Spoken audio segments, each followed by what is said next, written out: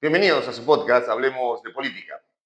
El día de hoy quería tocar con ustedes un tema que creo que es crucial para entender un poco de la historia de la patria del tiempo reciente, realmente del siglo pasado, pero que tiene que ver con la historia reciente, particularmente con respecto a la ley de amnistía, pero esta vez desde la óptica de uno de los actores principales, quien fuera inclusive congresista de la República en aquel entonces.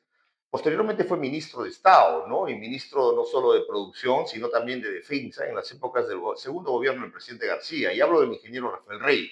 Creo que es una voz autorizada al respecto, conocedor del tema desde dentro. Conoció el monstruo en las épocas en que se luchó contra el terror de Sendero Luminoso y el MRTA. Y creo que es importante que los peruanos sigamos tocando el tema y que esta ley de amnistía, que debería cerrar las heridas abiertas, lo que ha hecho es buscar un sangrado muy oportuno para rojos caviares y comunistas, no solo nacionales, sino internacionales. Tenemos los peruanos un compromiso con la historia, tenemos un compromiso moral para con los héroes de la patria, héroes de la Policía Nacional, héroes de las Fuerzas Armadas, héroes de los comités de autodefensa, ellos que dieron su vida por la pacificación. En su memoria creo que estamos en la obligación moral, los peruanos, de hacer un recordaris y traer a colación también las memorias de los actores principales desde la otra vereda, la vereda no caviar, la vereda no procomunista, como es el caso del ingeniero Rafael Rey. Rafael Rey dice en su nota manipulación de la justicia para atrapar al Perú. Y leo textualmente sus declaraciones. Hoy les contaré, dice Rafael Rey, cómo se manipuló la justicia para atrapar al Perú en un sistema que no busca justicia, sino venganza. Les explicaré por qué está bien las leyes que se han aprobado recientemente en el Congreso sobre la prescripción de delitos y sobre una amnistía, y por qué es miserable la actitud de algunos jueces. Empecemos por la Comisión de la Verdad, dice Rafael Rey, que hasta contrató a periodistas para preparar a la opinión pública para acoger favorablemente su informe. Gastó más de 13 millones de dólares, se refiere a la Comisión de la Verdad. Gastó más de 13 millones de dólares, ocultó el origen marxista del terrorismo y acomodó el informe a los prejuicios de sus miembros.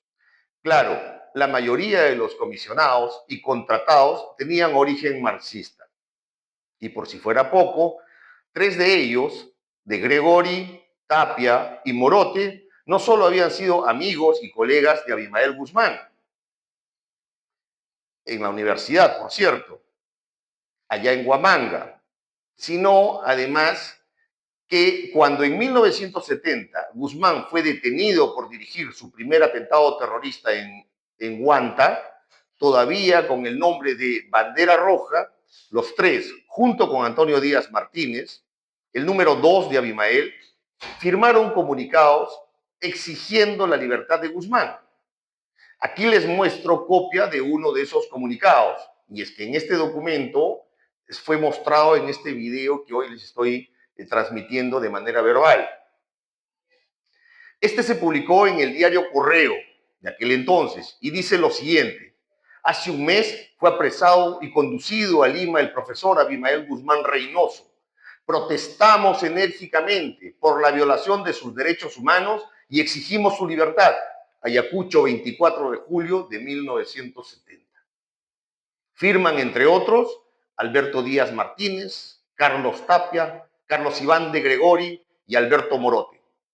¿Se imaginan el sufrimiento que nos habríamos evitado si en lugar de soltarlo se condenaba como merecía a Guzmán?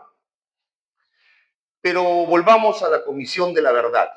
Mintió de forma infame, acusando a las Fuerzas Armadas de violaciones sistemáticas contra los derechos humanos, de delitos de lesa humanidad y de ser responsables del 31% de las víctimas mortales. Porque si la bala salió del fusil de un militar, el muerto era responsabilidad de las Fuerzas Armadas. Es decir, si unos delincuentes asaltan un banco y matan a 2 empleados del banco y la policía mata a 2 delincuentes, para la comisión de Marras, la policía sería responsable del 50% de las muertes. Hasta los brutos entienden que el 100% de los muertos en esos casos son responsabilidad de los delincuentes. Si ellos no hubiesen actuado de manera delictiva, no habrían existido muertos. En fin, la comisión calumnió a muchos, que ni siquiera quiso entrevistar y sembró la idea, después aprovechada por la infame Corte Interamericana, de las reparaciones económicas a terroristas y sus familias. A la fecha, esa corte nos obliga a gastar en esos más de 43 millones de dólares que salen de nuestros bolsillos y también del bolsillo de las familias de los asesinados y por esos terroristas. Indignante, ¿no? Veamos ahora la condición que puso el Perú para adherirse a la Convención sobre Delitos de Lesa Humanidad en junio del año 2003. El Perú puso condiciones. Lo recuerdo bien, dice Rafael Rey. Yo era congresista allá en el 2003. Pero para que no haya duda alguna, aquí tengo copia de esa resolución del Congreso, ratificada después por el presidente de la República, en aquel entonces, si no mal recordamos peruanos, Alejandro Toledo.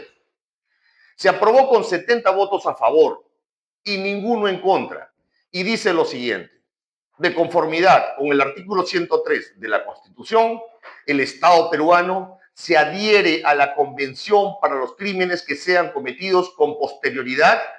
El Estado peruano se adhiere para la comisión de crímenes que hayan sido cometidos con posterioridad al 9 de noviembre del 2003. Posterioridad, o sea, después del 9 de noviembre del 2003. Eso dice la adhesión del Perú, ¿sí?, a la Convención Internacional de Crímenes de Lesa Humanidad y contra los Derechos Humanos. Continúo con lo que dice Rafael Rey.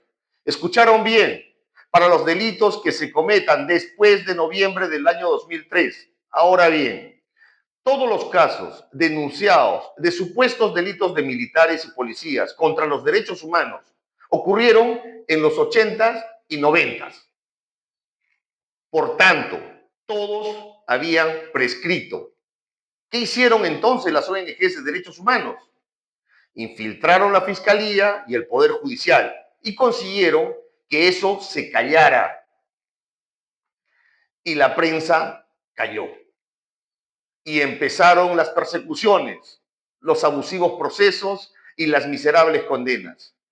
Para corregir esos abusos, el Congreso aprobó hace poco una ley que reconoce la condición que puso el Perú y precisa, como corresponde, que esas sentencias son nulas, pero los jueces no la quieren aplicar. Eso solo puede explicarse por miedo a las ONGs y sus amigos o por venganza y odio a quienes derrotaron el terrorismo. Encima, en febrero del año 2001, el entonces ministro de Justicia, Diego García Sayán, se allanó ante la Corte Interamericana y obligó al Perú a reconocer responsabilidad de supuestas violaciones, culpando de ellas a militares y a pagar reparaciones a familias de terroristas. Por supuesto, a las familias de militares y policías víctimas del terrorismo, nada. Por otro lado, el mismo García Sayán y su comisión indultaron y redujeron penas a miles de terroristas. Más de 1.400 fueron liberados. Tengo copia de muchas de esas resoluciones secretas firmadas por él y por Valentín Paniagua. Se refiere a García Sayán y Valentín Paniagua cuando fuera presidente interino a la renuncia de Alberto Fujimori en el año 2000. A terroristas convictos y confesos se les puede indultar sin protestas de ONGs ni de la Comisión o de la Corte Interamericana. Pero cuando se trata de quienes nos defendieron, muchos condenados injustamente a decenas de años presos, entonces esos hipócritas ahí sí protestan, ejerciendo una atribución constitucional. El Congreso también ha aprobado hace unos días una amnistía que beneficia a miembros de las Fuerzas Armadas, la Policía Nacional y los comités de autodefensa que participaron en la lucha contra el terrorismo entre los años 1980 y 2000. Y ya se revoloteó el gallinero. Ni las ONGs, ni los opinólogos, ni esa Corte Interamericana de la que hay que retirarse tienen derecho a impedir que el Perú ejerza y defienda la justicia, su Estado de Derecho y su soberanía constitucional. Ya basta.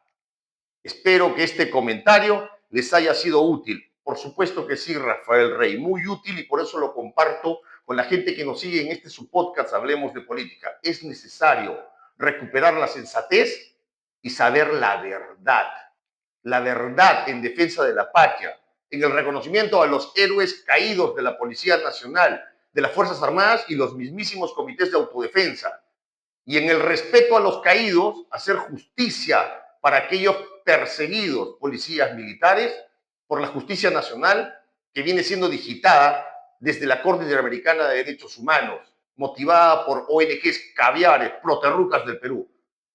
Terrorismo nunca más, pero demostrémoslo fortaleciendo el sistema de justicia y atendiendo justicia para los justos, no para terrucos.